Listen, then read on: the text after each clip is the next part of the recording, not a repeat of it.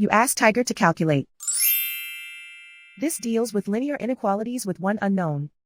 The final result is x greater than 14 over 3 greater than 42 over 3. Let's solve it step by step. Simplify the expression. Expand the parentheses.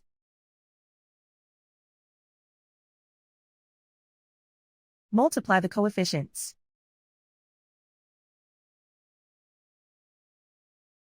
Simplify the arithmetic.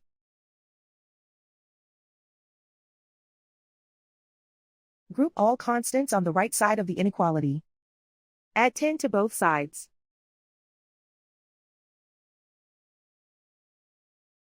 Simplify the arithmetic.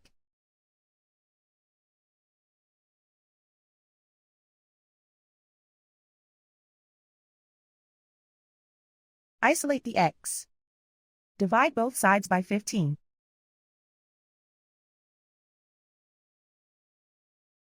Simplify the fraction.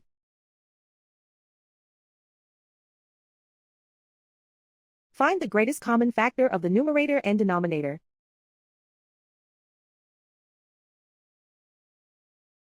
Factor out and cancel the greatest common factor.